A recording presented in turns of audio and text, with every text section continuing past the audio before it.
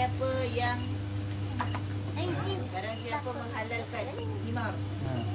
Bismillahirrahmanirrahim. Alhamdulillahirabbil alamin wassalatu wassalamu ala Rasulillah wa ala alihi washabbihi ajma'in. Allahumma shalli wa sallim ala sayyidina Muhammadin wa ala ali sayyidina Muhammad wa la hawla wa la quwwata illa billahil aliyyil azim. Astaghfirullah rabbal baraya, astaghfirullah min al-khataaya wa la hawla wa la quwwata illa billahil aliyyil azim. لحضرة النبي المصطفى رسول الله صلى الله عليه وآله وسلم كافة الأنبياء والمرسلين والملائكة المقربين والكروبين ثم إلى أنبياء والأولياء والشهداء والصالحين والعلماء العاملين والأئمة الراشدين ثم إلى آبائنا وأمهاتنا وجداتنا وجداتنا وأساتذتنا ومشايخنا ومعلمين ومن حقوق علينا ومن ينتسب إلينا كلهم أجمعين. شيء لله لهم الفاتحة.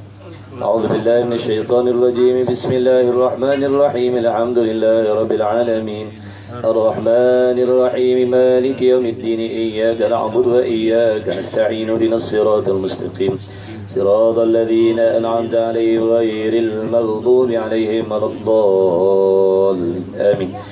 بسم الله الرحمن الرحيم. الحمد لله رب العالمين والصلاة والسلام على أشرف الأنبياء والمرسلين وعلى آله وصحبه أجمعين.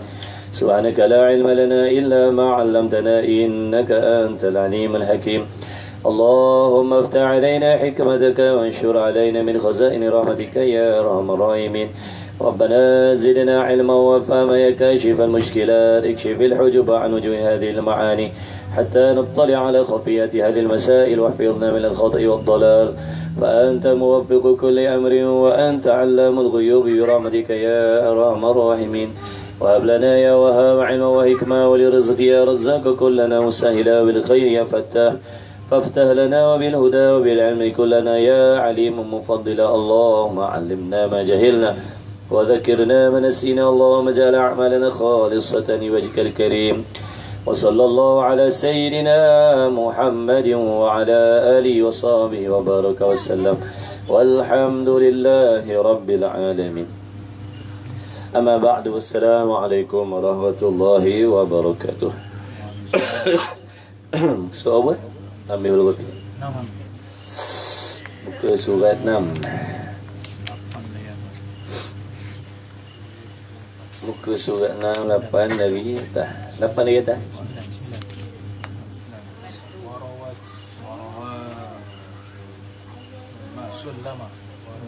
Salma. Ni hari tu bab apa syaribil khamri. Bismillahirrahmanirrahim. Amma ba'du. Assalamualaikum warahmatullahi wabarakatuh. Segala puji bagi Allah Subhanahu wa taala yang memberikan kita nikmat taufik dapat kita bertemu lagi malam ni untuk sama-sama meneruskan lagi majlis ilmu kita di rumah bonda. Diharapkan yang hadir sihat walafiat dan sama-sama kita ikhlaskan hati kita. Mudah-mudahan Allah Ta'ala mengurniakan kepada kita ilmu yang bermanfaat, ilmu yang berkat, insya-Allah, yang menjadi asbab dapat kita perbaiki dan perbetulkan amal ibadat kita di sisi Allah Subhanahu wa taala. Qala Syekhul Musannif rahimahullahu taala wa nafa'ana bi ulumi fid darain amin.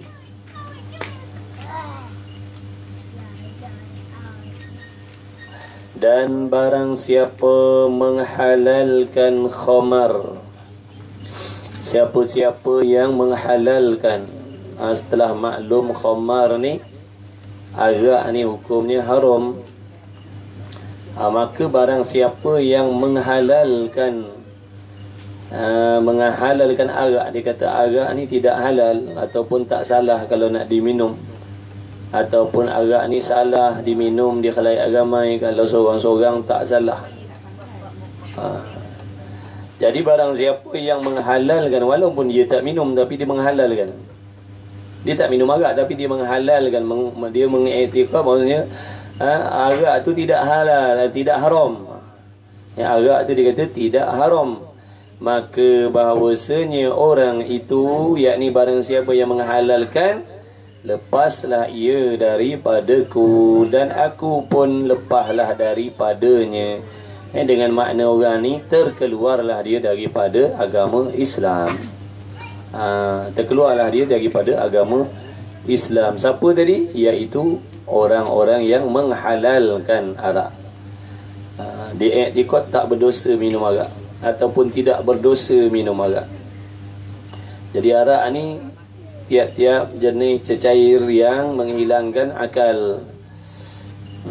Sama ada arak tu dibuat sendiri ataupun dibeli, hukumnya haram lah arak lah. Macam air tapai, air nira, kita peram lama-lama sampai dia bertukar menjadi gila, jadi arak tu. Air ketum, dia proses supaya bila minum tu hilang akal, jadi hilang akal, maka namanya arak lah. Maka hukum minum dia tu haram. Kalau menghalalkan, jadilah rosaklah akidah dia. Warawa, dan daripadanya warawa Salma radhiyallahu taala anha berkata, ia aku dengar daripada Rasulullah sallallahu alaihi wasallam, barang siapa meminum khamar, siapa-siapa yang minum khamar, sama ada dia minum tu mabuk ataupun dia minum tapi tak mabuk. Dia minum tapi dia tak mabuk. Contohnya kerana dia dah biasa minum. Dengan sebab dia dah biasa minum, dia tak mabuk meminum arak. Seteguk ke, setitik ke, segelas ke, satu tin ke, ikutlah. Jadi barang siapa meminum khamar, barang siapa meminum arak, tiada diterima oleh Allah Ta'ala amalnya, amal orang yang minum arak tadi. Segala jenis amalnya tidak diterima oleh Allah. Dia cari nafkah yang halal untuk anak isteri dia, tak diberi pahala. Dia sembahyang, tidak diberi pahala oleh Allah. Dia berpuasa, dia pergi haji, dia pergi umrah, dia bersedekah, tiada diterima oleh Allah Ta'ala amalnya 7 hari. Maka bahawasanya dihilangkan oleh Allah Ta'ala akalnya, akal orang yang minum arak, maka tiada diterima daripada orang yang minum arak, sama ada laki-laki ataupun perempuan, kebajikannya 40 hari. Kalau dia mati dalam keadaan 40 hari itu, mati dia dalam 40 hari lepas minum arak tu, matilah dia dalam keadaan fasik, mati fasik lah, kecuali dia bertaubat sungguh-sungguh dengan Allah, mematuhi syarat-syarat dan rukun-rukun taubat. Maka apabila mati di dalam 40 hari itu, hal keadaan itu minum arak tadi, telah berkatalah anak Mas'ud radhiyallahu ta'ala anhu, aku dengar daripada Nabi sallallahu alaihi wasallam, barang siapa bersabda ia Nabi sallallahu alaihi wasallam, apabila matilah orang yang meminum khamar daripada seorang daripada hamba Allah, 4 kali minum senyap menyiksa oleh Allah Ta'ala atasnya dengan beberapa siksaan, beberapa siksa, dan disurat, makna ditulis namanya pada neraka Sijjin, dan tiada diterima daripada mereka itu orang minum arak sembahyangnya dan puasanya dan sedekahnya. Allah tak terima amal baik yang dibuat oleh orang yang minum arak tu. Bukan waktu dia gila tu. Makna orang yang minum arak ni, dia minum malam tadi, lepas tu kan balik kan, contoh dia sembahyang subuh, lepas tu pagi tu kan dia pergi kerja cari nafkah yang halal, kemudian dia ada bersedekah dengan orang, Allah tak terima, Allah Ta'ala tak bagi pahala. Sembahyangnya sah, sembahyang dia sah, tapi tak diterima, makna tak diberi pahala oleh Allah. Segala pahala amal yang dia buat tu, amal kebajikan yang dia buat, tak diberi pahala oleh Allah. Kecuali katanya musannif, melainkan mana kecuali jika taubat ia si peminum arak daripada minum arak, daripada dosa minum arak. Kecuali dia bertaubat, barulah Allah Ta'ala ampunkan. Tu pun taubat mesti menempati syarat-syarat dan rukunnya. Dia bertaubat ikhlas kerana Allah. Dia taubat kerana nak mencari redha Allah. Dia bertaubat bukan kerana takut dicela oleh manusia dengan sebab dia minum arak. Dia taubat tu ikhlas kerana Allah. Mengaku bersalah dengan Allah, mengaku berdosa dengan Allah, menghinakan dirinya dengan Allah kerana melanggar perintah Allah Ta'ala. Dia kena taubat sungguh-sungguh. Azam hatinya tidak akan mengulangi lagi perbuatan minum arak dan berazam tidak lagi melakukan sebarang jenis dosa dan maksiat zahir dan batin. Itu taubat. Taubat daripada minum arak. Dia azam yang putus dalam hatinya, takkan sentuh, takkan minum lagi. Sama ada di khalayak ramai ataupun dibeli bawa balik rumah, minum kat rumah seorang-seorang. Dia taubat, dia takkan minum lagi dah sampai bila-bila. Bagaimana keadaan sekalipun, dia azam takkan ulang lagi perbuatan minum arak tu. Dan dia berazam juga tidak membuat segala dosa-dosa besar dan dosa-dosa kecil selama hidup ni. Dia kena azam yang putus. Itu syarat taubat. Syarat taubat dalam hati kita mesti berazam dengan azam yang putus, tidak mengulangi sebarang jenis dosa dan maksiat. Bukan maknanya berazam tidak minum arak saja. Bahkan dia kena azam tak nak buat sebarang jenis dosa, sebarang jenis dosa. Bukan bila dia taubat minum arak, okey azam, aku azam takkan minum arak dah sampai bila-bila, sampai habis nyawa aku, sampai hujung nyawa aku takkan minum arak. Tapi berzina boleh jadi dia nak buat. Menuduh orang dengan tuduhan palsu dia nak buat. Apa lagi, dengki contohnya, mencuri. Kalau macam itulah tidak lagi sempurna syarat taubat. Kerana syarat taubat ialah berazam dalam hati untuk meninggalkan sebarang jenis dosa dan maksiat selama-lamanya. Dan tambah lagi syarat, tidak lagi mengulangi dosa itu dengan suka hati. Takkan ulang lagi dengan suka hati. Makna dia berlawan, dia kena berlawan. Kehendak nafsu dia ajak, contoh nafsu ni ajak buat minum arak, dia lawan, dia tak nak ikut kan. Makna jangan ulang secara suka hati. Makna dia kena lawan nafsu dia. Nafsu dia duk ajak, bila dia dah taubat, nanti kadang 2, 3, 4 hari nafsu dia datang duk bisik lagi, jomlah minumlah balik contohnya, minumlah sikit contohnya. Dia lawan, dia tak mau. Itu maksud dia. Bukan hari ni taubat, besok dengan suka-suka kita pergi minum balik. Dengan suka-suka minum maknanya. Jadi itu menunjukkan dia mengulangi dosa tadi dengan sengaja. Itu menunjukkan dia mengulangi dosa tu dengan sengaja. Syarat taubat tadi jangan ulang dengan sengaja. Jangan ulang dengan sengaja. Maknanya dia kena lawan kehendak nafsu dia tu. Nafsu dia akan membisikkan balik supaya dia mengulangi dosa tu. Tapi dia azam ulang, tak akan buat. Tak nak buat sampai bila. Sampai bila-bila azam tak nak dah. Dan begitulah juga dosa-dosa yang belum dia buat, dia azam untuk menjaga diri dia daripada membuat dosa-dosa tu. Itu syarat taubat. Makna kalau tak cukup syarat tu, tidak dipanggil taubat, tak dinamakan kita orang yang bertaubat, dan tidak diampunkan dosanya oleh Allah. Kemudian azam tak nak ulang lagi sampai bila-bila, dan azam nak membuat segala amal kebajikan. Lepas daripada sempurna syarat-syarat taubat tadi dengan niat yang ikhlas, menghinakan diri dengan Allah, azam yang putus, takkan mengulangi lagi sampai bila-bila. Bila dah cukup syarat tadi tu, untuk nak menyempurnakan lagi taubat, dirikanlah sembahyang sunat taubat.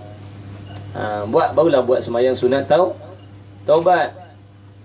Jadi sembahyang sunat taubat itu amalan anggota, taubat tu amalan hati yang wajibnya bertaubat. Sembahyang sunat taubat tu hukumnya sunat. Sembahyang sunat taubat tidak menggugurkan dosa-dosa besar. Yang menggugurkan dosa-dosa besar ni adalah bertaubat. Jadi biar kita dapat bezakan taubat dan sembahyang sunat taubat. Sembahyang sunat taubat tu sembahyang yang dibuat selepas daripada Bertaubat bukan bermakna bila kita dah buat dosa lepas tu terus buat sembahyang sunat taubat. Bukan macam tu. Bukan macam tu. Taubat dulu, ikut syarat rukun taubat tu. Kalau benda yang bersangkut paut dengan kewajipan, contohnya sembahyang, nak taubat daripada dosa, meninggalkan sembahyang, tambah lagi satu syarat, iaitu mengqadakkan, mesti ganti. Taubat daripada zakat, tak bayar zakat. Taubat daripada dosa, tak bayar zakat, dia kena qadakkan zakat dia. Kalau tak boleh bayar sekali harung, bayar beransur-ansur lah. Kalau contoh zakat dia 10,000, dia ada 500, dia bayar dulu 500. Azam nanti bila ada lagi duit lagi, nak bayar lagi duit zakat yang dulu-dulu yang dia tak bayar. Kalau kita taubat daripada dosa-dosa, meninggalkan sembahyang, kita kena qadak. Hari-hari kena ansur qadak. Zuhur, asar, maghrib, isyak, subuh ada qadak sembahyang. Barulah Allah Ta'ala ampunkan dosa meninggalkan sembahyang. Kalau sekadar minta ampun, taubat, mengaku bersalah, menyesal, azam takkan ulang lagi perbuatan tidak menunaikan solat, dia azam untuk mendirikan solat, tapi yang dulu-dulu dia tak nak qadakkan, tak cukup syarat taubat, Allah tak ampunkan dosa kita meninggalkan sembahyang. Jadi kena azam, tinggalkan perbuatan tidak solat dan kena qadak. Kalau dosa sangkut paut dengan orang, syarat lain pula tambah, kena gantikan, minta halal, minta redha. Kalau tak cukup syarat taubat. Bila tak cukup syarat, tak dipanggil taubat. Bila tak dipanggil taubat, tidaklah diampunkan tidaklah diampunkan dosa. Jadi taubat ni ibadat. Maka tiap-tiap ibadat kena ada ilmu. Kalau tak, nanti kita bertaubat dengan cara yang salah. Kalau tak, nanti kita akan taubat dengan cara yang salah. Kita ingat dah taubat, rupanya belum lagi termasuk dalam orang yang taubat. Sama lah macam amal-amal yang lain, semayang kan. Kalau kita tak nak belajar semayang, kita anggapkan semayang kita diterima oleh Allah. Walhal hakikatnya semayang kita tu tidak sah pun. Tapi oleh kerana kita jahil, kita tak tahu, kita ingat kan semayang dah sah dah. Inilah nanti membuatkan kita terperanjat. Nanti bila mati, tengok pahala semayangnya tiada. Bahkan dosa meninggalkan semayang pula. Dia akan jadi terkejut besok. Terkejut sebab apa pula? Mana pula aku tak pernah pun meninggalkan semayang waktu hidup. Rupa-rupanya solat yang didirikan waktu hidup tu tidak diterima oleh Allah kerana cara perlaksanaannya menyalahi seperti mana yang disuruh oleh Allah. Sebab itulah ilmu tu sangat-sangat penting. Itu yang kita tak boleh tidak, mau tak mau kena korban juga belajar. Kena ambil juga waktu mana-mana supaya kita kena belajar ilmu tentang semayang, supaya semayang kita sah. Ilmu tentang akidah, supaya akidah kita sah. Ilmu tentang puasa, ilmu tentang taubat. Mana tiap-tiap perkara yang wajib dibuat tiap-tiap hari, yang wajib kita laksanakan, maka hukum mempelajari ilmu tu adalah menjadi fardu ain. Tiap-tiap amal yang kita wajib buat, ilmu berkenaan dengan perkara tu wajib dipelajari. Kalau perkara tu sunat kita buat, maka hukum belajarnya sunat. Kalau perkara tu wajib kita buat, maka wajib kena belajar. Sebab apa nak kena belajar? Untuk memastikan amalan yang kita buat tadi bertepatan seperti mana yang disuruh oleh Allah. Kalau kita kata kita nak taubat, bila ada ilmu tentang taubat, insya-Allah kita akan dapat melaksanakan taubat yang sebenar-benar seperti mana yang disuruh. Kalau tak, kita je yang menganggap bertaubat, rupanya tidak sah lagi, tak cukup syarat. Macam orang tak tahu rukun semayang ada 13 kan, dia buat 10 saja. Tapi dia menyangkakan semayangnya dah sah, walhal tak sah sebab tak cukup rukun. Begitulah dengan amal-amal yang lain, nak belajar.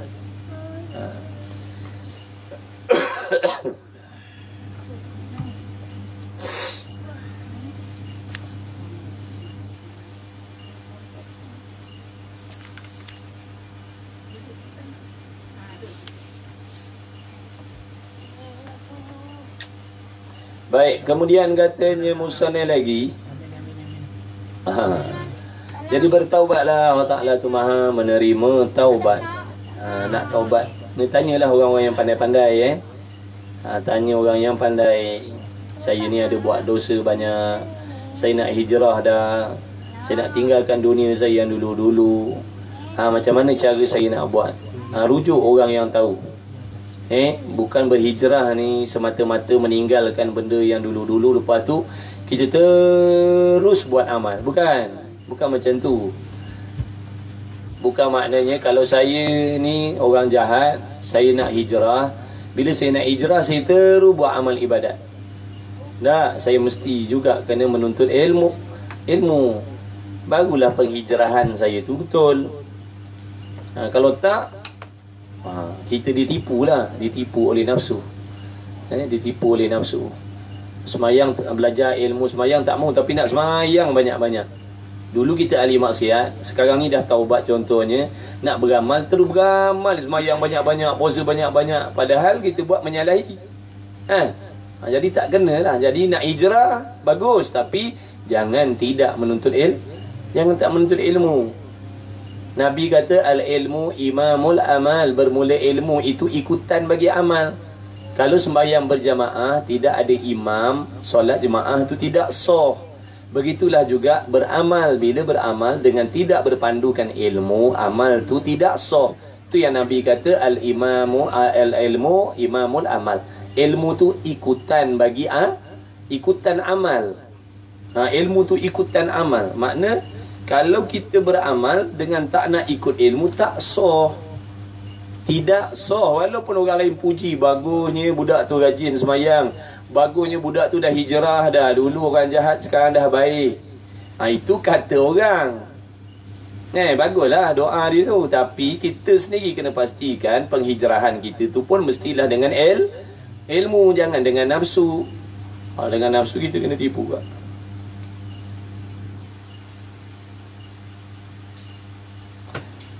Allah Ta'ala tak terima amalan orang yang minum arak tu. Sedekah, semayang, zakat semua Allah Ta'ala tak terima. Rugilah. Kalau dia mati dalam keadaan begitu, apakah pahala amal yang nak dibawa balik besok hari kiamat? Sebab amalnya tak diberi pahala oleh Allah.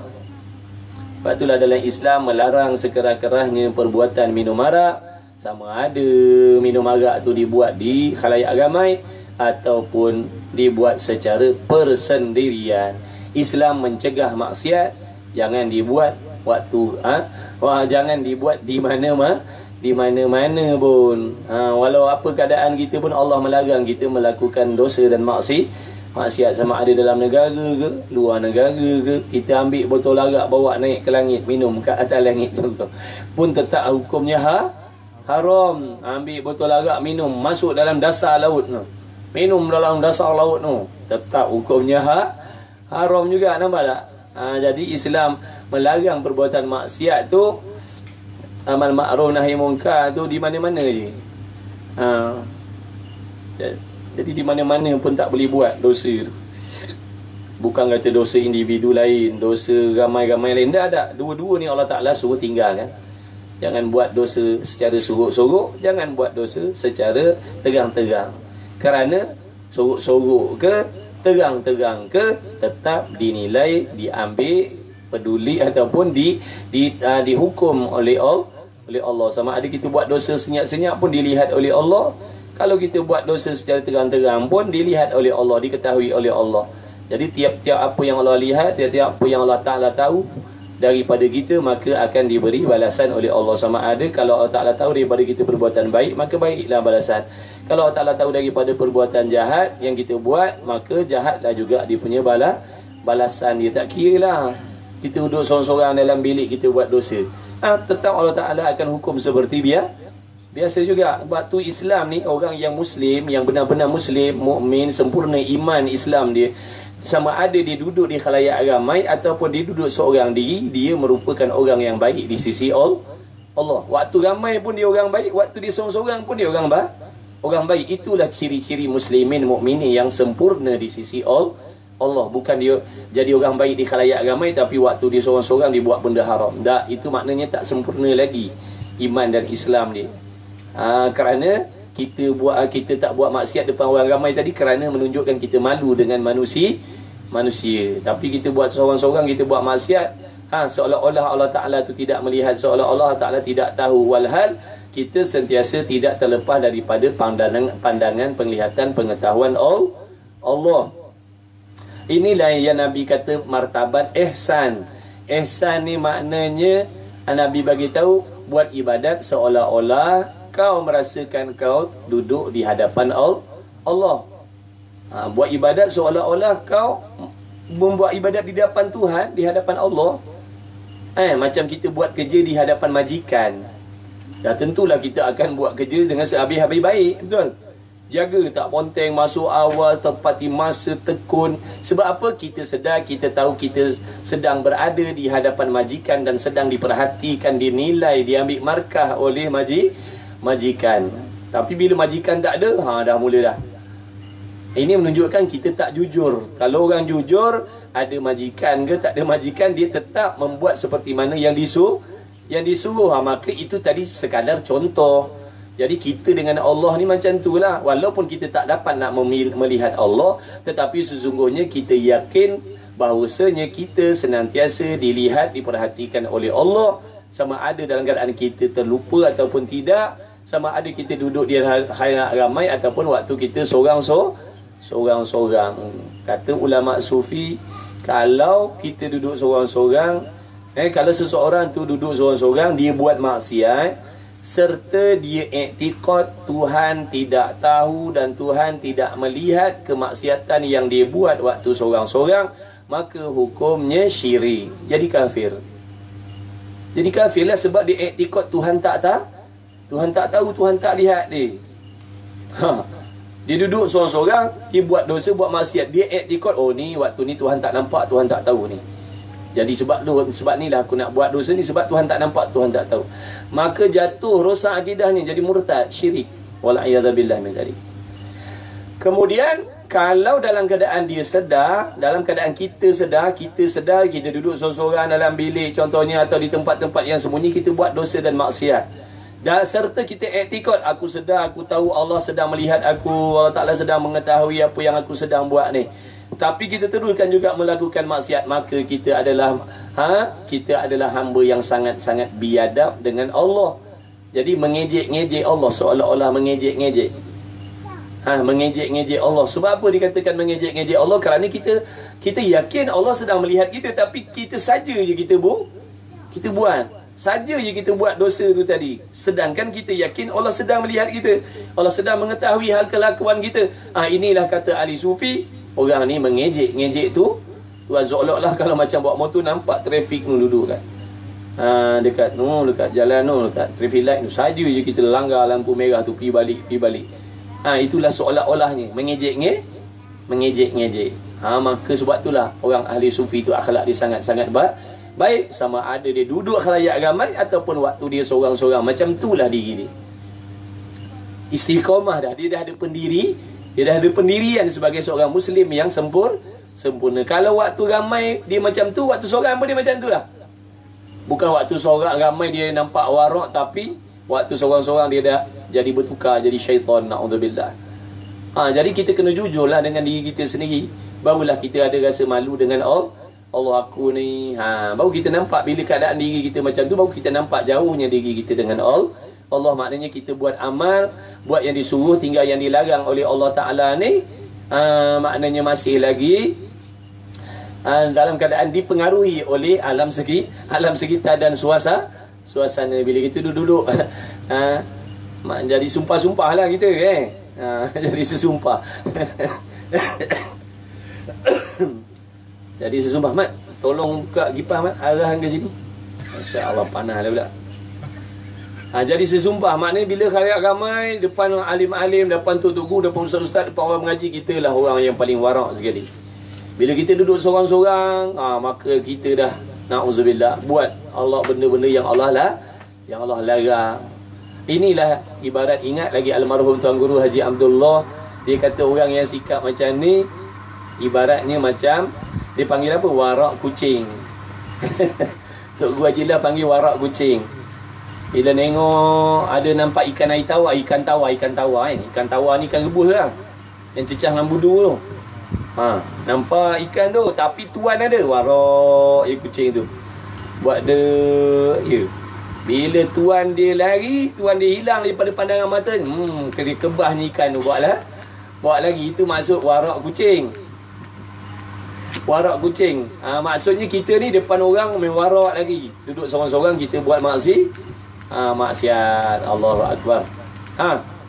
Itulah. Jadi kita kena jujurlah, mengakulah dosa kita Kita kena jujurlah mengaku diri kita ni macam tu. Barulah nampak salah kita, nampak jahat kita. Kalau tak, kita berasalah kita lah orang yang paling baik sekali jadi kita kena tengok benda macam tu, baru nampak kita ni banyak dosa, banyak salah dengan Allah. Barulah insya-Allah kita ada rasa risau macam ni lah. Kalau macam ni lah keadaan hidup aku, kalau waktu macam ni lah keadaan diri aku depan orang lain, duduk seorang-seorang lain, kalau dalam keadaan ni lah aku ni diambil, dipanggil oleh Allah, macam manalah aku nak menjawab, nak menjalani alam barzah, alam akhirat tu. Sebab apa? Aku tahu aku belum berjaya menjadi seorang muslim mukmin yang sempurna, mentaati Allah, buat yang disuruh, tinggal yang dilarang kerana Allah dan Rasul. Ikhlas maknanya. Bila ikhlas, dia membuat ibadat, dia tak akan dipengaruhi oleh suasana. Dia seorang-seorang pun dia buat amal macam tu. Dia ramai-ramai pun dia buat amal macam tu. Kerana tujuan dia beramal bukan kerana nak dipaparkan kepada manusia, nakkan pujian ataupun takut celaan. Waktu dia seorang-seorang pun dia buat amal macam tu. 8 orang pun macam tu. Itulah menunjukkan dia dah istiqamah, dia dah ada pendirian dalam ibadat. Tapi nak sampai tahap tu, nak kena banyaklah berkorban, berjuang, bercuba lagi, jatuh, cuba dan terus mencuba. Maknanya jangan putus asa. Sebab tu dalam Islam melarang kita berputus asa daripada rahmat Allah. Yakinlah pada Allah yang Allah akan membantu kita. Jangan yakin dengan diri kita sendiri. Sebab apa? Diri kita ini adalah makhluk yang kekurangan. Jadi jangan yakin dengan diri, yakin dengan Allah yang boleh membantu diri kita supaya menjadi orang yang lebih baik. Jangan yakin dengan diri kita ni. Siapa diri kita ni Diri kita ni ilmunya tak cukup, ilmunya tak cukup, tak sempurna, tubuh badannya dhaif. Nak membuat sesuatu amal bergantung kepada taufik Allah, nak meninggalkan maksiat pun bergantung dengan taufik daripada Allah. Jadi berhajat kepada Allah. Jadi kalau kita yakin dengan diri kita yang tak sempurna, sebab itulah kita selalu jadi kecewa, sebab kita bergantung kepada sesuatu yang tidak sempurna. Tapi kalau bergantung dengan Allah, insya-Allah kita tak akan kecewa. Kerana apa? Kita bergantung kepada zat yang maha sempurna, yang maha bijaksana, yang maha memberi bekas, yang tidak ada selain daripada Allah yang boleh mendatangkan manfaat dan menolak kemudaratan ataupun memberi mudarat, kecuali Allah Ta'ala saja yang boleh membantu, yang boleh memberi pertolongan, yang boleh menghalang daripada sampai kepada kita kemudaratan. Allah lah. Jadi pegang dengan Allah, yakin dengan janji-janji Allah, insya-Allah kita takkan kecewa. Yang menyebabkan kita jadi kecewa ni sebab kita kadang buat amal sangkut paut dengan manusia. Tu kadang-kadang ada orang berhijrah sekat jalan. Bila orang yang menarik dia kepada hijrah tu dah tak ada, dia akan kembali balik kepada jalan hidup dia yang dulu. Sebab apa? Penghijrahan dia tu kerana manusia. Mana dia tak ikhlas dalam penghijrahan itu. Walaupun dia penghijrahan itu kerana ustaz ke, kerana tok guru dia ke. Jadi bila mati tok guru, dia dah kembali balik kepada hidup dia yang dulu. Sebab tu kena ikhlaskan diri kita. Penghijrahan hati kita tu, penghijrahan kita tu jangan dikeranakan oleh manusia. Hijrah kita tu kerana Allah. Jadi kalau hijrah kerana Allah, orang yang kita sayang dah tak ada pun, tetap kita akan istiqamah, buat yang disuruh, tinggal yang dilarang oleh Allah. Itulah menunjukkan hijrah kita ikhlas, bukan kerana orang. Tapi kalau kerana orang, nanti sampai satu tahap kita akan berhenti sebab orang tu dah tak ada, ataupun orang yang kita harapkan tu mengecewakan hidup kita, ataupun orang yang kita harapkan tu dah jadi musuh kita. Nampak tak? Jadi saya ni nak hijrah Dengan sebab ada seorang tu ustaz tu. Oh, contohlah. Saya pun hijrah lah. Daripada duduk ahli buat maksiat, saya berhijrah. Sembayang lah, puasa, tutup aurat, pergi mengaji. Tapi kerana ustaz yang saya sayang tu, tiba-tiba ustaz tu buat benda mungkar. Ustaz tadi tu dia manusia. Dia jatuh dalam perkara mungkar. Dia bukan malaikat, dia manusia juga. Ada kala dia taat, ada kala dia jatuh dalam maksiat. Jadi bila saya tengok macam tu, saya jadi kecewa. Nampak tak? Saya jadi kecewa. Bila saya kecewa, saya pun tak nak meneruskan amal yang baik. Sebab apa? Orang yang saya nak ikut tadi tu buat maksiat. Itulah menunjukkan saya ni hijrah bukan kerana Allah. Saya hijrah kerana manusia. Tapi kalau saya hijrah kerana Allah, tak kisahlah siapa dia, apa kelakuan dia, saya tetap istiqamah buat yang disuruh dan tinggal yang dilarang oleh Allah. Nampak tak? Jadi buat sesuatu kerana Allah. Ikhlas. Bila ikhlas, insya-Allah kita tak akan jumpa kekecewaan. Kita tak akan jumpa kecewa dalam hidup kita bila kita ikhlas. Buat amal tidak mengharapkan bantuan, tidak mengharapkan pujian. Buat amal tidak mengharapkan balasan. Buat amal tidak mengharapkan penghargaan daripada orang lain. Jadi kalau kita dah buat baik, orang lain tak hargai pun, kita tetap berpuas hati kerana kita yakin bila kita ikhlas buat amal, ganjaran pahalanya dah diberi pun oleh Allah. Orang tak balas budi baik kita pun tak ada masalah. Sebab apa? Kalau orang balas budi baik kita pun bukan menambahkan pahala kita pun. Yang menambahkan pahala Allah. Nampak tak tu? Jadi jangan mengharapkan balasan orang. Orang memang kita ni kadang suka buat baik dengan orang, tapi orang balas dengan benda buruk. Kalau kita ikhlas, kita takkan kecewa. Sebab kita yakin bila sewaktu kita buat amal baik tu dah pun diredha oleh Allah, diberi pahala oleh Allah, dikasihi oleh Allah. Dan kita akan dapat syurga yang dijanjikan oleh Allah. Jadi orang nak menghargai ataupun tidak, itu urusan orang lain. Yang nombor satu, kita pastikan kita buat tu kerana nak mencari redha Allah. Sebab apa buat baik kepada orang? Sebab Allah suruh buat baik kepada orang. Kalau orang tak nak balas, tak ada masalah.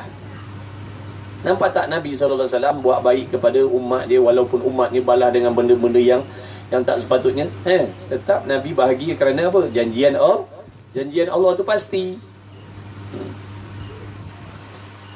Kemudian katanya musannif, jadi orang minum arak ni namanya daftar di neraka Sijin. Dan cerita daripada Rasulullah sallallahu alaihi wasallam, bersabda ia Rasulullah sallallahu alaihi wasallam, dahulukan oleh Malik Zabaniyah akan orang yang minum khamar ke dalam neraka. Maka apabila hampirlah kepada neraka, maka dibukakannya Malik Zabaniyah tu neraka dan dijatuhkan ke bawah neraka serta diseksa ia orang yang minum arak. Maksud orang yang minum arak mana ni? Yang tidak bertaubat. Ada pun siapa minum arak yang taubat, dia jauh daripada azab Allah. Bahkan dia dah dapat keampunan Allah dan keredaan Allah. Ini cerita kalau orang tu mati dalam keadaan dia masih lagi menjadi peminum arak dan tidak lagi bertaubat daripada dosa minum arak tu. Ini azab yang Allah janjikan bagi orang yang minum arak yang tak bertaubat. Jadi Allah Ta'ala maha terima taubat. Apa dosa kita pun, kalau cukup syarat rukun taubat, Allah ampunkan. Jadi nak taubat, jumpa orang yang pandai. Jangan rujuk kepada orang yang tak pandai. Jangan rujuk kepada orang yang bukan ahli. Jadi nanti kerang kita nak benda lain, dapat benda lain. Rujuk orang yang ahli ilmu, orang yang tahu macam mana cara nak kembali kepada Allah. Aku ni ahli maksiat, macam mana aku nak kembali kepada Allah? Rujuk kepada orang yang ahli ilmu. Jangan kita rujuk salah orang, nanti menyebabkan kita jadi putus asa pula dah. Kata dia pun, kau ni apa dosa yang kau dah buat macam-macam ni?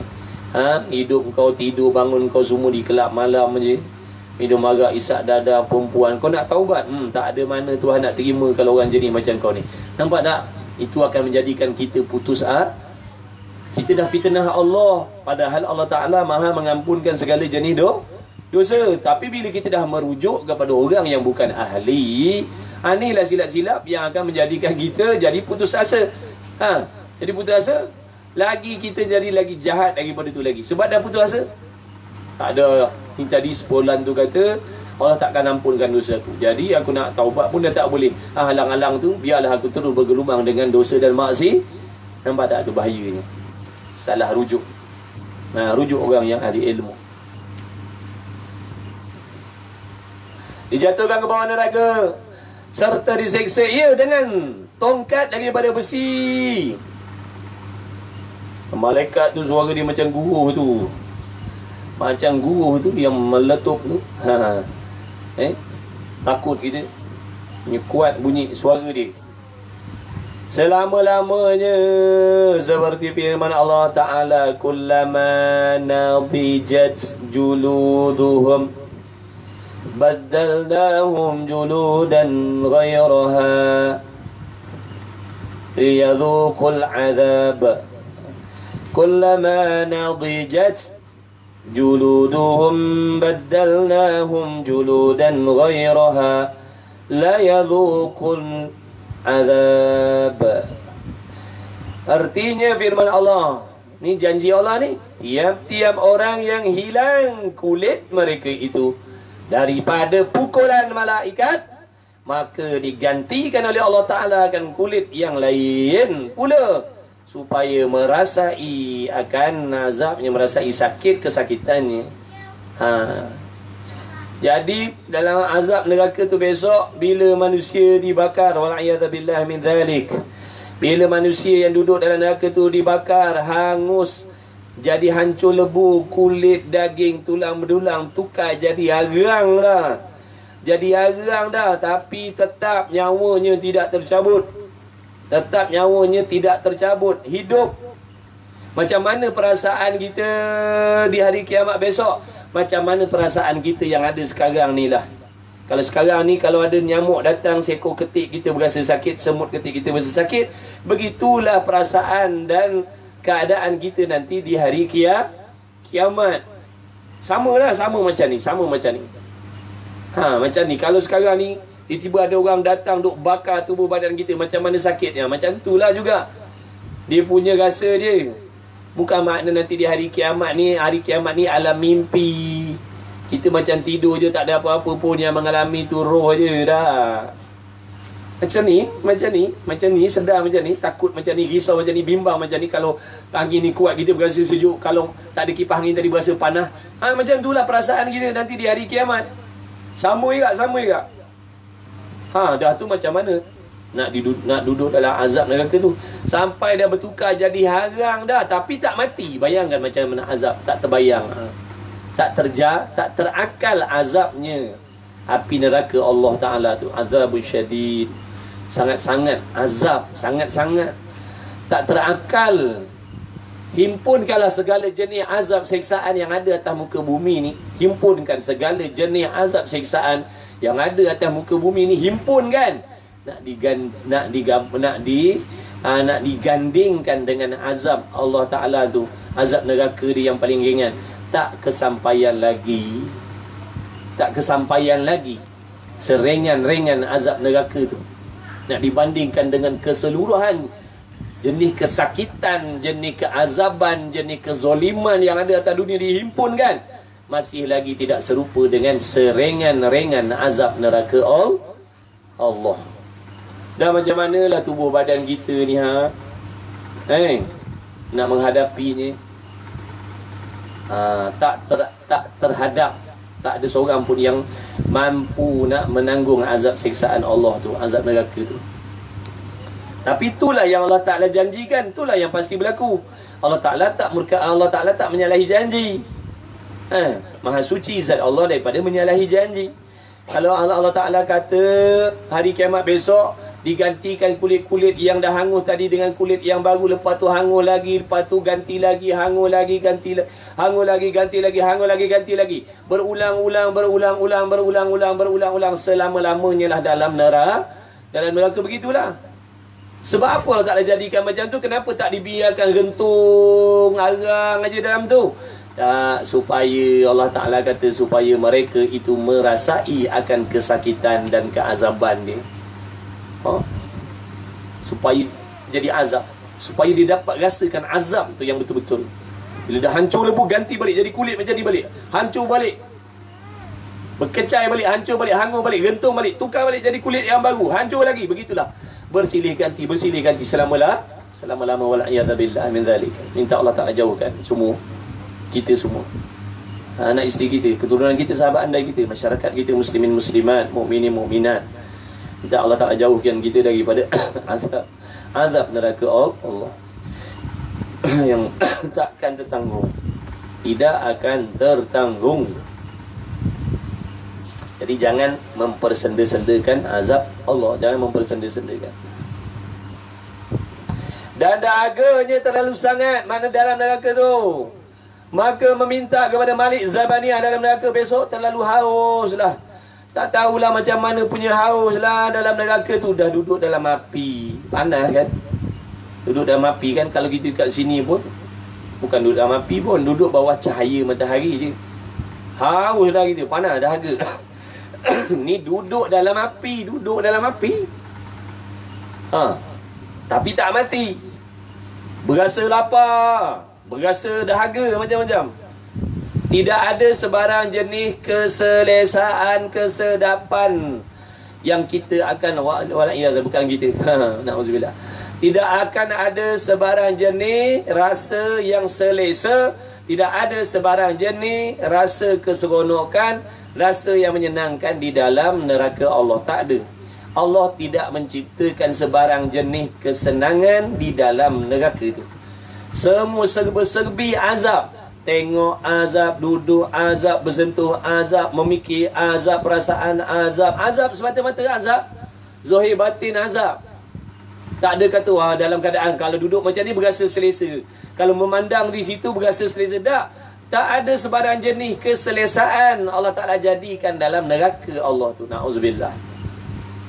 Tak ada. Nak cari selesa, nak cari sedap, nak cari seronok, nak cari senang, tak ada. Dalam neraka tu Allah tak jadikan. Begitulah juga dengan syurga Allah. Di dalam syurga tidak ada sebarang jenis benda yang menyakitkan. Tak ada, semuanya seronok. Melihat seronok, memandang seronok, bercakap seronok, mendengar seronok, duduk seronok, bangun seronok, tidur seronok. Seronok semata-mata. Perkataan yang kita dengar semuanya menyeronokkan. Semua nikmat. Perkataan yang kita dengar nikmat, bunyi-bunyian dalam syurga tu nikmat.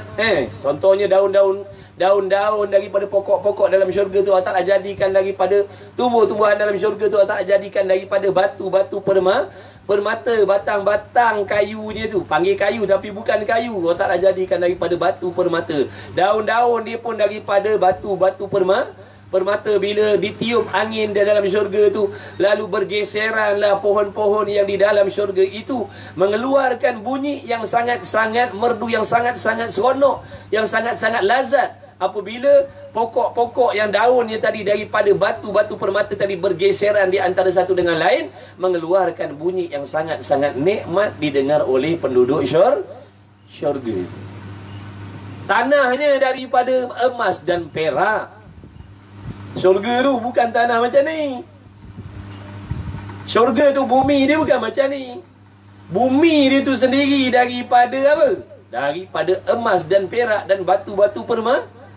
Masya Allah, tabarakallah. Penuh dengan intan, belian dan macam-macam lagi. Nak makan, makanan datang. Nak minum, minuman datang. Kalau macam ni, minuman tu datang, cawan-cawan tu datang kepada orang yang nak meminum di dalam syurga. Kalau bekah tu cerit tu akan datang sendiri menuangkan air untuk orang yang di dalam syurga. Sampai macam tu sekali hebatnya. Bila nak teragak nak makan buah ni, buah apa? Buah duku. Buah duku. Julainya datang. Julai dia tu datang menghulurkan buahnya supaya kita ni dapat memakan akan dia dengan mudah. Dikhabarkan dalam syurga tu pohon-pohonnya terbalik. Batang-batangnya di sebelah atas, tapi julai-julai ni semua di sebelah bawah. Kalau kat sini semua buah-buah ni duduk kat atas. Sebab apa? Takut dicapai oleh orang yang membuat maksiat dengan Allah. Buah-buah ni semua duduk jauh-jauh. Jangan dimakan oleh orang yang banyak buat dosa dengan Allah. Tapi dalam syurga besok buah-buahnya semua menyerahkan diri. Nak sangat dimakan oleh orang-orang yang ahli syurga tu. Nampak? Tapi nak dapat syurga tu payahlah. Sukarlah. Banyak benda tak sedap nak kena hadapi. Itulah yang dikatakan penjara Muslim, penjara mukmin. Dalam syurga, dalam dunia ni ada penjaga, tapi tak nampak dia punya jail dia tu. Dia punya besi-besi tu tak nampak. Tapi penjaga tapi tak nampak. Tak nampak. Ada sakatan, tak boleh dah.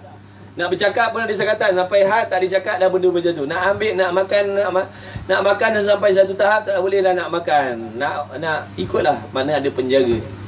Bagi orang muslimin, hidupnya tak bebas dalam syurga, dalam dunia ni. Kerana dibatasi oleh batasan-batasan daripada Allah Ta'ala. Tapi dunia inilah merupakan syurga bagi orang-orang yang tidak beriman dengan Allah.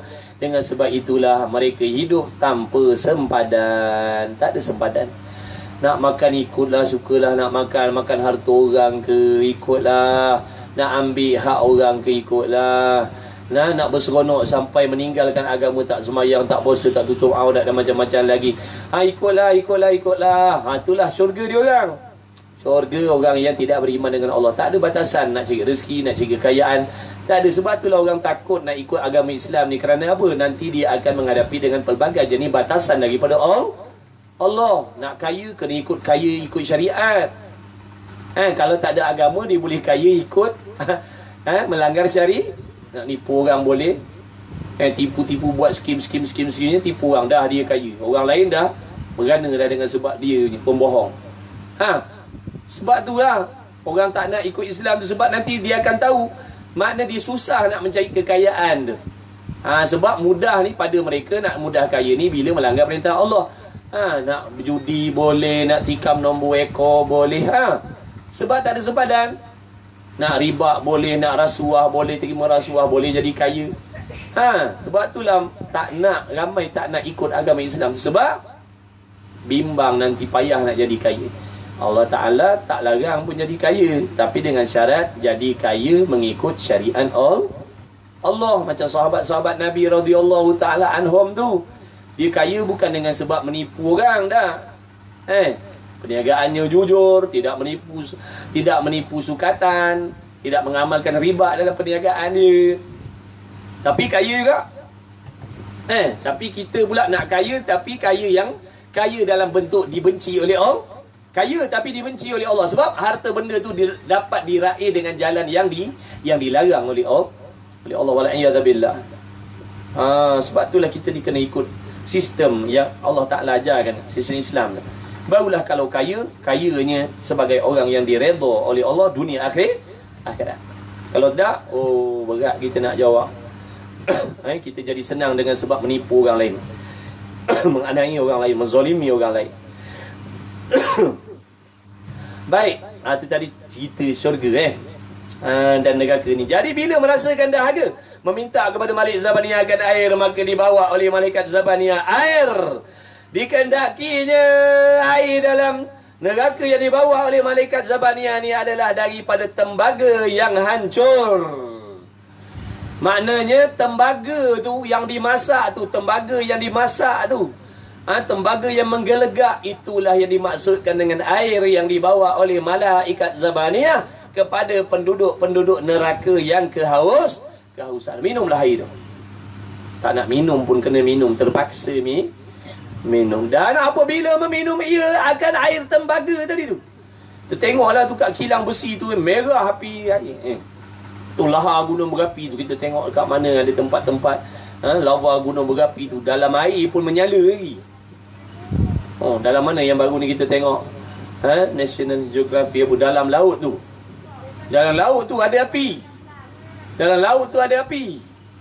Tak padam, padahal duduk dalam air. Punya panas ni.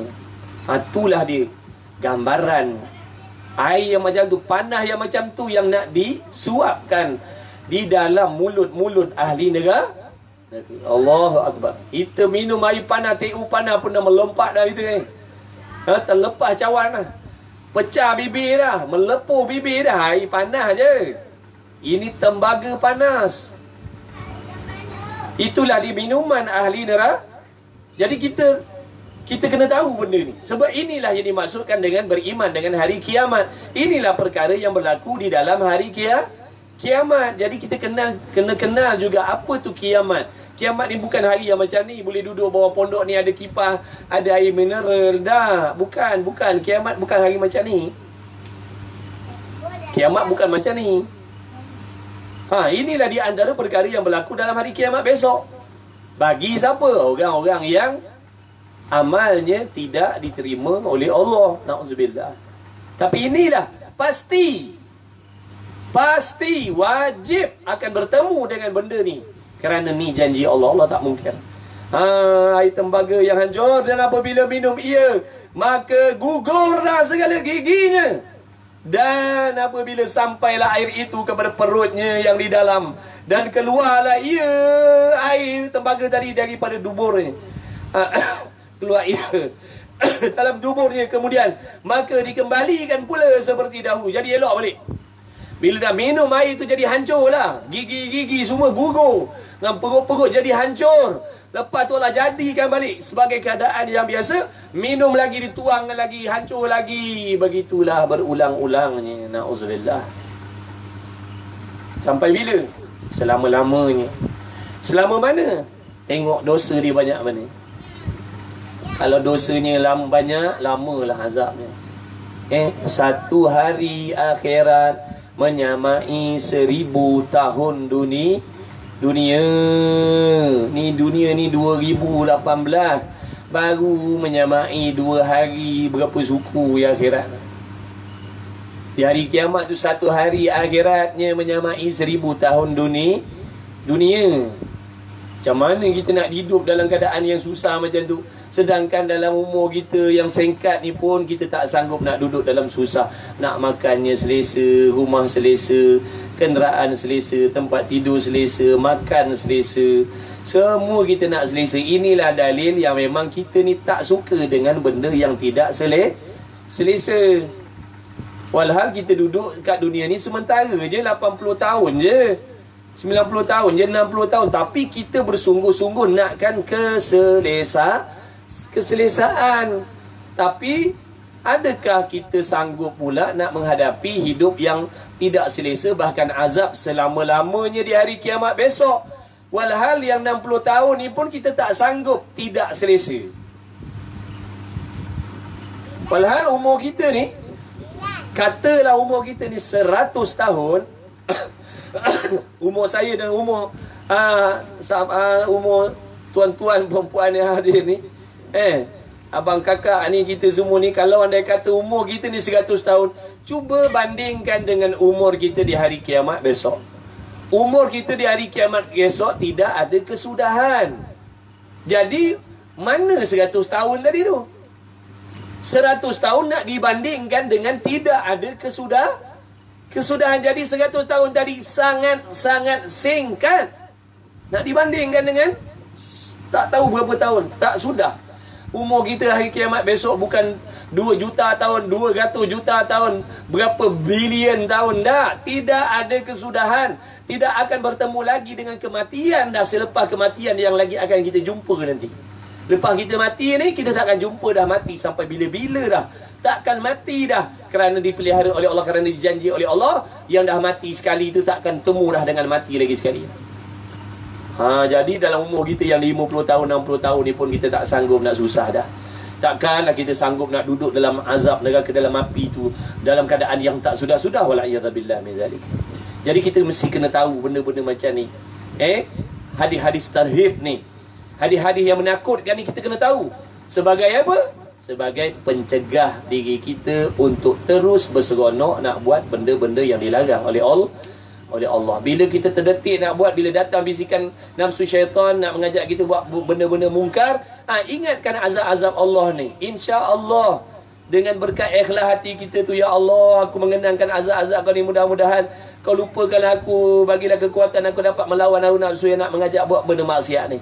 Aku takut dengan azabmu ya Allah. Contoh, insya-Allah akan jadi reda kehendak dia melakukan maksiat.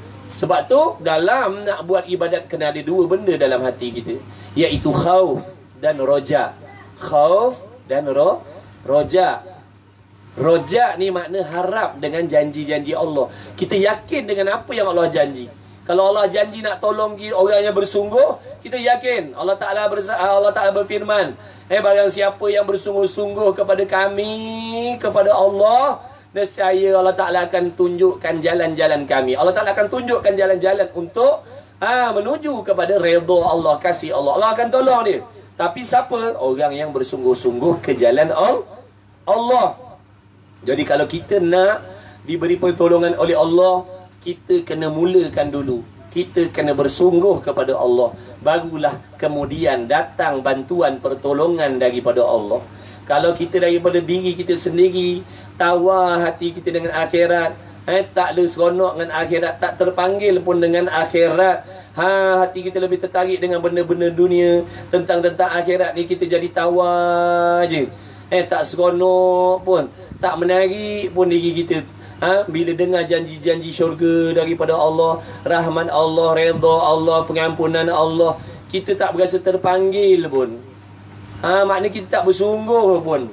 Jadi macam mana Allah Ta'ala nak memberi kepada kita pertolongan, kerana kita tidak termasuk dalam golongan orang yang bersungguh kepada Allah. Sebab Allah sendiri dah bagi tahu dalam Quran tu, orang yang bersungguh kepada Allah, Allah akan tolong.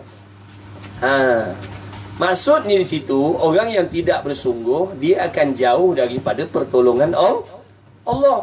Jadi kalau kita nak pertolongan Allah, kita sendiri kena dulu bersungguh. Kena dulu bersungguh. Bukti bersungguh, sanggup korbankan penat dia demi ilmu, sanggup korbankan masanya demi ilmu, sanggup korbankan hartanya demi ilmu, sanggup korbankan hobinya demi ilmu, sanggup tinggalkan keseronokannya demi ilmu. Sebab apa ilmu? Kerana ilmu itulah yang nak membetulkan ibadat. Allah Ta'ala akan tolong dia, insya-Allah. Pasti Allah akan tolong. Jadi bila makan, bila diminumkan air, air apa tadi? Jadi yang pertama khauf, rojak, harap, makna harap dengan Allah. Jangan putus asa. Kalau kita dah cuba jatuh, jangan putus asa, cuba lagi. Kata Ibnu Athaillah As-Sakandari, barang siapa tanda-tanda seseorang itu berpegang dengan dirinya sendiri, berpegang dengan amalnya sendiri, amalnya yang memasukkan dia dalam syurga, dirinya sendiri yang memasukkan dalam syurga. Tanda-tanda dia orang yang berpegang dengan diri sendiri, apabila dia dah cuba buat taat sampai satu masa tergelincir, terkelecoh kakinya di dalam perkara maksiat, dia akan terus terduduk, tersungkur. Dia tak akan bangun lagi dah untuk nak membuat amal ibadat. Inilah menunjukkan dia telah berputus asa dengan rahmat Allah. Sebab dia berpegangan diri dia sendiri. Dia berpegang, dia percaya dengan diri dia sendiri. Sebab tu bila dia jatuh dalam maksiat, dia jadi kecewa dan dia tak nak terus, dia tak nak cuba lagi untuk jadi orang yang baik. Tapi ada pun orang yang berpegang kepada Allah, walaupun dia cuba-cuba nak buat taat sampai satu ketika tergelincir di dalam perkara maksiat, tidak memutuskan asanya, tak menjadi, dia tak menjadi orang putus asa. Dia akan bangkit balik, dia akan lebih bersungguh daripada sebelum. Dia akan cuba lagi, cuba lagi, perbaiki lagi, tiba-tiba jatuh lagi, dia akan bangkit lagi, dia akan teruskan sampai bila-bila. Kerana apa? Dia berpegang dengan Allah. Dia berpegang dengan Allah. Dia tak akan jadi kecewa. Dia tak kecewa. Walaupun dia jatuh dalam maksiat, dia akan bangun balik.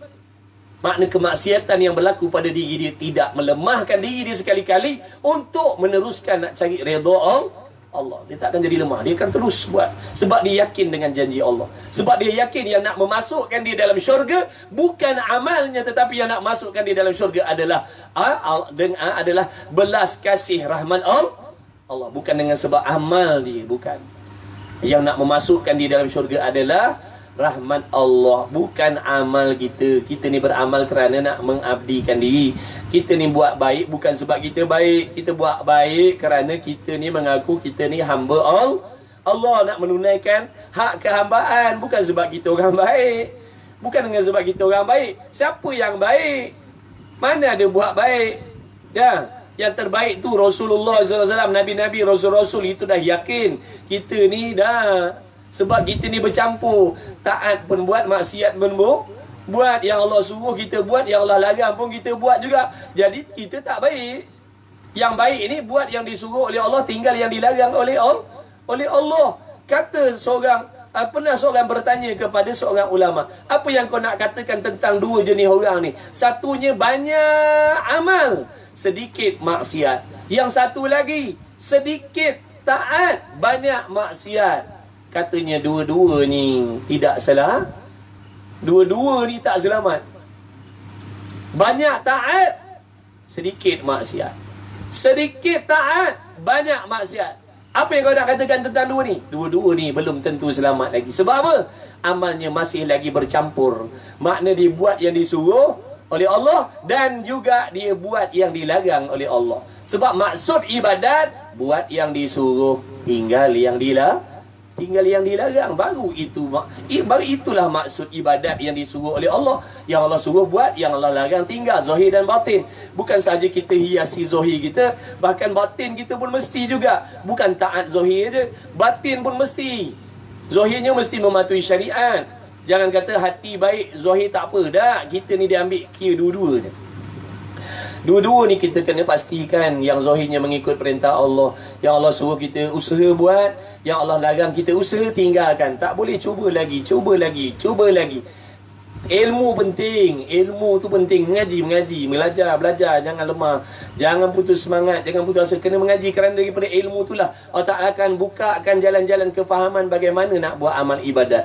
Kalau kita tak ada ilmu, nanti kita ditipu oleh nafsu. Nafsu ni dah memang Allah Ta'ala jadikan untuk menipu kita supaya gagal nanti di hari kiamat. Jadi kalau kita tak ada ilmu, nanti amal kita tu akan dipandu oleh nafsu yang menipu tu. Jadi nanti kita sangkakan macam dah elok, macam dah okey, macam dah baik. Rupanya tak. Sebenarnya jauh lagi daripada betul. Sebab itulah ilmu mesti. Pergilah belajar. Allah Ta'ala dah bagi kita kemudahan. Kereta ada, motor ada, macam-macam Allah Ta'ala dah bagi. Korbankan. Perlu pengorbanan. Agama ni mesti kena korban. Kalau tak, kita tak akan dapat. Yang keduanya, selain daripada khauf ni takut kepada Allah. Tujuan takut kepada Allah ni mengingatkan azab-azab Allah. Tujuan dia apa? Nak menyekat keseronokan nafsu nak buat maksiat tu. Bila nak buat maksiat, ingatkan azab-azab Allah, ingatkan kebencian Allah, ingatkan kemurkaan Allah atas diri kita. InsyaAllah dia akan jadi reda nak buat maksiat. Itu perlunya ada khauf. Khauf ni takut dengan azab Allah. Yang kedua roja. Roja ni makna harap Allah Ta'ala akan tolong kita. Yakin dengan janji Allah Ta'ala dah bagi tahu, siapa taubat sungguh-sungguh Allah hapuskan dosa. Barang siapa yang bersungguh Allah Ta'ala akan tolong. Barulah kita tak jadi orang yang putus asa. Biarlah pendek kata, biarlah tak kesampaian biarlah tak kesampaian ke muncak ibadat. Yang penting mati dalam usaha nak ke puncak tu. Biarlah tak sampai penamat pun, yang pastinya mati dalam kesungguhan nak menghabiskan, orang panggil mati dalam keadaan bersungguh nak mendapatkan redha Allah. Biarlah dia tak sampai pun, mudah-mudahan Allah Ta'ala nilai kita, hambanya si Polan bin si Polan ni mati dalam keadaan sedang bersungguh-sungguh dia ke jalan Allah. Walaupun dia tak sampai, tapi mati dia sebagai orang yang bersungguh, dia akan diredha oleh Allah. Daripada mati dalam keadaan orang yang tidak bersungguh kepada Allah, dalam keadaan mati dalam keadaan orang yang tak pergi kepada Allah, dalam keadaan mati orang yang hina di sisi Allah, mati sebagai orang yang berputus asa. Lebih baik mati dalam keadaan orang yang bersungguh, berusaha walaupun tak sampai ke penghujung. Makna lagi mulia lagi daripada mati sedang berpatah balik. Dah patah balik, mana aku tak nak meneruskan dah perjalanan ibadat ni. Tak nak dah nak teruskan ibadat ni. Dia berpatah balik. Waktu berpatah balik tu dia mati. Hina. Sangat-sangat hina. Biar kita mati dalam keadaan bersungguh. Jatuh bangun lagi. Itulah masuk dalam kata orang yang mujtahid. Orang yang bersungguh-sungguh nak mencari redha Allah. Itulah menunjukkan dia bersungguh. Bukan sekali dia cuba. Sepanjang hidup dia cuba. Tak boleh. Dia cuba lagi. Tambah ilmu lagi. Cuba lagi. Dan seterusnya. Biar kita mati dalam keadaan begitu. Allahumma amin. Okey, sikit lagi. Dan apabila sampai Dan keluarlah ia gantai tadi tu. Ia air tembaga tadi. Dalam duburnya, daripada duburnya keluar air tembaga panas tadi tu. Kemudian maka kembalilah pula seperti dahulu. Maka inilah seksa orang yang meminum khamar. Inilah azab orang yang minum arak. Na'udzubillah min dzalik. Adakah azab ni nanti untuk orang Muslim saja? Dah, orang kafir yang minum arak pun samalah azabnya di sisi Allah. Jangan kita kata orang kafir minum arak tu tak ada azab. Dia pun dia azab oleh Allah. Orang kafir tu pun dia diazab oleh Allah. Bukan dia tak diazab oleh Allah. Neraka tu bukan untuk orang Islam sahaja.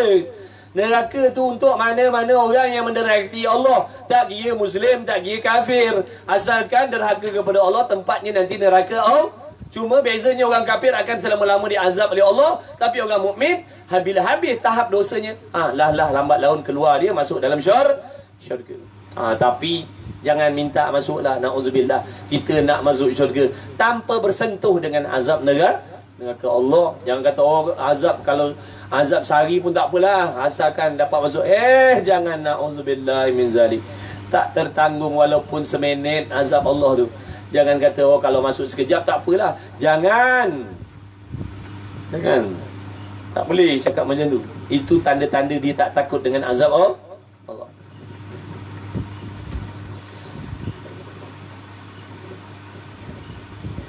Wa qala Rasulullah sallallahu alaihi wasallam, barang siapa ada di dalam hatinya 100 ayat daripada Quran, padahal ia orang yang menghafal 100 ayat daripada Quran, meminum akan khamar, minum arak, telah datanglah nanti ia ayat Quran yang 100 tadi pada hari kiamat, tiap-tiap satu huruf daripadanya menyumpah akan dia di hadapan Tuhan Rabbul Alamin.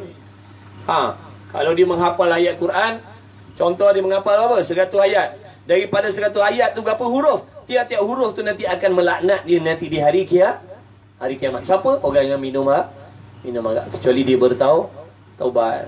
Dan barang siapa disumpah oleh Quran atasnya, orang itu binasalah. Barang siapa dilaknat oleh Quran tu, binasalah wal'iyadzubillah. Wa qala Uthman bin Affan radhiyallahu ta'ala anhu, jauhkan olehmu daripada khamar. Jauhkan diri kamu daripada arak. Jauhkan diri kamu daripada arak. Maka bahawasanya ni kerana bahawasanya arak adalah pada umat Nabi yang dahulu, seorang laki-laki terlalu sangat berbuat ibadat kepada Allah. Maka datanglah seorang perempuan terlalu jahat perangai perempuan tadi tu kepadanya, kepada orang yang laki-laki yang soleh tadi tu. Dia laki-laki soleh, beribadat, taat kepada Allah. Tiba-tiba datanglah kepada dia seorang perempuan yang jahat perangai. Padahal berkata ia perempuan yang jahat tadi, aku datang memanggil akan dikau kerana nak menjadikan bagi kami. Maka datanglah laki-laki itu sertanya perempuan, dan masuklah keduanya laki-laki yang soleh tadi dengan perempuan tu di dalam rumah. Lalu ditutuplah pintunya, serta dibawa kepada laki-laki itu seorang kanak-kanak, seorang kanak-kanak laki-laki. Jadi orang soleh tadi tu diajak oleh seorang perempuan ni, menunaikan hajat dia. Pergilah dia ikut orang perempuan tadi tu, pergi rumah, masuk dalam rumah. Orang perempuan tadi bawa seorang kanak-kanak, jumpa laki-laki tu, dan suatu qadah, yakni suatu mangkuk daripada khamar, ada bekas daripada arak. Maka berkata perempuan yang jahat itu, bahawasanya aku panggil akan dikau menyuruh zina dengan aku. Maknanya aku nak ngajak kau ni berzina. Tu ditipu orang laki-laki tadi yang soleh. Dia kata nak ajak datang kat rumah, ada hajat. Jadi nak minta tolonglah. Jadi orang laki-laki tadi ikutlah. Bila dia sampai dekat rumah dia, perempuan tadi tu masuk dalam rumah, dikuncinya pintu. Kemudian dia bawa orang budak laki-laki, kanak-kanak laki-laki, wallahu a'lam siapa budak laki-laki tu. Lepas tu dia bawa semangkuk arak. Lepas tu dia baru bagi tahu, aku ajak kau datang sini, sebenarnya aku nak ajak kau berzina. Perempuan tadi tu. Ataupun membunuh kanak-kanak ini, ataupun kau tolong. Yang pertama, kau tolong berzina dengan aku. Yang kedua, kau tolong bunuh budak ni, budak laki-laki tadi. Atau engkau minum khamar ini. Makna tiga-tiga ni dosa apa? Zina, minum arak, bunuh budak dia. Nampak tak? Orang laki-laki tadi tu, dia abid tapi tak ada ilmu. Dia tu hanya kuat buat ibadat tapi tidak ada ilmu. Dia kuat ibadat tapi tak ada ilmu. Maka jika tiada engkau kerjakan suatu daripada tiga perkara ini, nescaya tiada aku buka pintu. Jadi lagi-lagi tadi kata, wah, orang perempuan tadi buat dia, kalau kau tak buat salah satu daripada tiga ni, aku akan kunci pintu. Kau tak boleh balik. Okey, dah nak habis dah cerita ni. Dah nak habis dah. Kemudian lalu ia laki-laki tadi tu ambil qadah khamar. Dia ambilnya bekas yang terisi arak tadi. Dia kata, oh ini kalau bunuh ni berat ni, berzina lagi berat. Dia kata, minum arak je lah. Padahal tiga-tiga ni dosa apa? Dosa besar. Jadi konon-konon dia ambil yang paling ringan lah tu, konon-konon minum arak. Serta diminumnya akan diakan arak. Maka tatkala sudah diminumnya akan dia, maka ia laki-laki tadi lalu mabuk. Hilang akal dia, hilang kewarasan dia, dan dibunuhlah kanak-kanak itu. Dah hilang akal, dibunuh budak tu. Dan berzina pula ia dengan perempuan itu di dalam mabuknya. Nampak tak tu? Nak ceritakan arak ni, asbab dia boleh melibatkan dosa-dosa lah selain. Tengoklah ni yang dalam Malaysia berlaku macam-macam Kebetulan lah kitab kita ni, tajuk ni pula. Bukan saja tuju tajuk ni, memang kebetulan tajuk kita ni. Dosa minum arak tu. Nampak tak? Orang yang tak bersalah mati, kena langgar lah. Bini kena bunuh lah, kena sembelih lah, anak kena macam ni. Sebab dah tak waras, gila. Mabuk. Dia dah dikontrol oleh syaitan dan nafsu. Sebab itulah arak ni dilarang keras oleh Allah. Dalam kitab tu dia sebut mak bapak segala kejahatan arak ni lah. Jadi tak ada, kita tak boleh toleransi dengan perbuatan arak ni, tak boleh. Sebab dia datang mudarat untuk orang Islam dan mudarat untuk orang yang bukan orang Islam minum arak. Sila-sila dibunuh jiran dia yang bukan Islam. Nampak tak? Walhal jiran itu tak ada salah pun, walaupun dia kafir. Nampak tak tu? Sebab orang Islam, orang kafir pun ada hak dia. Orang panggil kafir zimmi, yang menghormati Islam. Tak boleh kita nak bunuh dia, tak boleh nak buat khianat pada harta benda dia. Nampak tak? Tapi bila orang Islam tadi mabuk minum arak, silap-silap dia akan buat khianat pada orang kafir yang dia ada hak di dalam agama Islam. Nampak tak tu? Begitulah juga orang kafir diminum, bila hilang akal bunuh orang Islam. Jadi asbab matinya orang Islam. Nampak tak? Jadi janganlah kita tu tak percaya amaran-amaran yang Allah Ta'ala dah bagi. Tak ada toleransi. Walaupun dia minum arak diam-diam, minum kat rumah, tapi tetap akalnya jadi rosak. Kan silap-silap dia buat mungkar pula kat rumah. Sembelih bapak dia, sembelih bini dia, ataupun keluar rumah duk tembak sesiapa, mana kita tahu. Bukan bermakna bila buat minum arak khalayak ramai mabuk, bila minum arak kat rumah dia jadi tak mabuk. Mudarat dia tetap sama juga. Sebab tu Islam larang minum arak tak boleh secara tegang ataupun secara diam. Sebab mudarat serupa, tetap hilang akal. Minum khalayak ramai pun jadi gila, minum seorang-seorang pun jadi gila. Silap-silap bunuh diri. Nampak tak? Dia minum arak, bila dah tak waras dia bunuh diri dilarang oleh Allah. Nampak tak? Sebab tu orang yang bertanggungjawab kena cegah perbuatan minum arak ni. Sama ada minum arak secara luar-luar ataupun secara persendirian, diam-diam. Tak boleh. Untuk orang Islam khususnya. Orang kafir, makna kita bagi amaran jangan minum arak ni di khalayak ramai. Kalau dia minum kat rumah dia, itu lantak dia lah, dia kafir. Tapi kita bagi warning. Makna bukan bermakna dia orang kafir, dia boleh nak minum bawa botol arak kat bas stand, minum sambil-sambil. Alasan dia orang kafir tak. Sebab ini negara Islam, pemerintahnya pemerintah Islam, kena jaga hak-hak yang Allah perintah. Habis. Kita bukan cerita pasal apa, kita cerita pasal hukum hakam Allah. Kena tahu. Kena faham. Kena faham.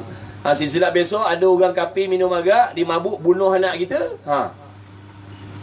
Bunuh bini kita, bunuh mak bapak kita nak cakap apa pada waktu tu? Takkan pada waktu tu baru kita nak menyesal. Betul lah larangan arak ni. Waktu tu dah tak ada faedah dah. Kita ni kadang-kadang bila musibah tu tak berlaku atas diri kita, sebab tu kita tak ambil penting benda tu. Sebab yang berlaku tu pada orang lah. Alah, yang mati tu bukan bapa aku, bukan anak aku, bukan bini aku, bukan keluarga aku, orang lain. Dan tak pilah nak mati pun. Cuba benda tu berlaku pada batang hidung kita sendiri. Orang minum arak, mabuk, tiba-tiba datang masuk dalam rumah kita, sembelih anak bini kita. Apa perasaan kita? Yang sembelih tu pula tadi dia mabuk, dia minum kat rumah dia sendiri. Lah macam kita, apa kita nak cakap? Tak ada faedah lah. Sebab tu Allah Ta'ala yang maha mengetahui mudarat sesuatu. Allah Ta'ala tidak melarang sesuatu kecuali Allah Ta'ala tahu benda tu mudarat. Allah Ta'ala tak suruh sesuatu melainkan Allah Ta'ala tahu benda tu mendatangkan manfaat dunia dan akhirat. Jadi kita ni yang ilmunya tak setaraf dengan Allah, tak payahlah nak melawan apa yang Allah Ta'ala suruh tu. Percaya je sudahlah. Jangan nak buat engkar-engkar, jangan nak buat alasan begini dan begitu. Kita bukan Tuhan, kita ni hamba Allah, kita ni makhluk. Ilmu kita tak setaraf ilmu Allah. Allah Ta'ala yang menjadikan arak, dan Allah Ta'ala yang mengetahui kemudaratan arak tu sendiri. Dia penciptanya, dia lah tahu bahayanya. Okey. Jadilah lah, bukan saja dia minum arak, dia bunuh budak tu, dah dapat dosa bunuh. Lepas tu berzina pula dengan perempuan tadi tu. Maka jauhkan olehmu daripada khamar. Maka bahawasanya tiada berhimpun sekali-kali. Sekali-kali serta iman. Makna orang yang minum arak ni sebenarnya nak menunjukkan imannya dah jauh daripada diri dia. Waktu dia minum tu menunjukkan iman ni tak ada pada diri dia. Wala'iyadzabillah min dzalik. Babur rabi'u fi uqubati zina. Bab yang keempat pada menyatakan azab siksaan bala yang tak turunkan kepada orang yang berzina. Wallahu subhanahu wa ta'ala a'lam wa ilmuhu wa atam. Jadilah insya-Allah, mudah-mudahan Allah Ta'ala bagi kita ilmu yang bermanfaat. Allah Ta'ala bagi kita manfaat majlis ilmu.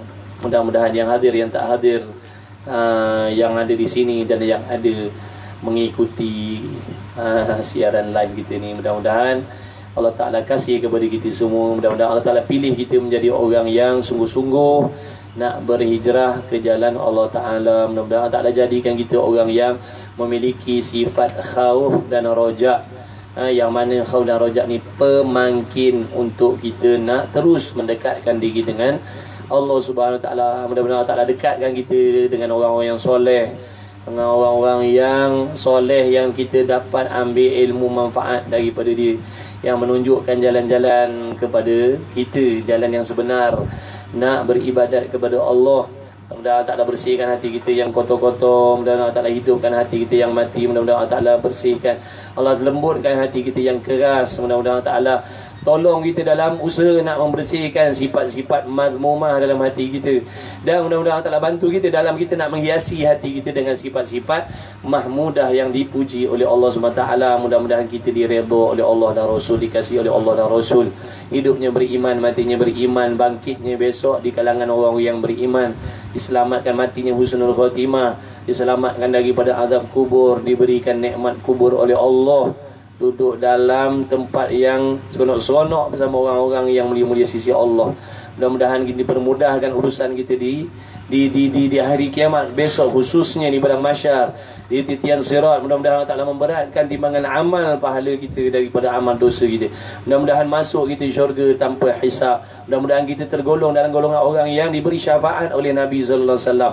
Mudah-mudahan kita tergolong dalam golongan orang-orang yang direzekikan meminum air telaga Kautsarnya Nabi sallallahu alaihi wasallam. Allahumma amin. Mudah-mudahan Allah Ta'ala ampunkan dosa kita, mak bapak kita, keturunan kita, datuk nenek moyang kita yang dah teratah yang dah meninggal dunia itu, saudara mara kita, kawan-kawan kita muslimin muslimat, mukminin mukminat. Mudah-mudahan Allah Ta'ala ampunkan semuanya, dia masukkan oleh Allah dalam syurga. Allahumma amin. Bismillahirrahmanirrahim. Alhamdulillah wassalatu wassalamu ala Rasulillah. Allahumma rabbana fa'na bima 'allamtana, rabbana 'allimna alladhi ma yanfa'una, rabbana faqih ahlana wa qarabati lana fi dinina ma'al kutri unsa wa dzakar. Wa sallallahu ala sayyidina Muhammad wa ala alihi wa sahbihi wa baraka wa sallam. Walhamdulillahi rabbil alamin. Taqabbalallahu minni wa minkum. Inna wa minkum taqabbal ya karim. Alhamdulillah. Jumpa lagi insya-Allah. Jumpa lagi nanti. Yusof. Lambai sikit, lambai lah tu. Lambai. Alhamdulillah, insya-Allah. Alhamdulillah. Hari ni buat dekat rumah kampung ni. Ni rumah kita ni. Luar rumah. Hari ni buat dekat luar. Santai-santai di luar. Teratap. Tak teratap ni. Insya-Allah. Ni sebelah ni kebun. Ni kebun tapi kebun orang Bukan kebun sendiri. Kebun orang. Alhamdulillah, insya-Allah jumpa lagi. Assalamualaikum warahmatullahi wabarakatuh.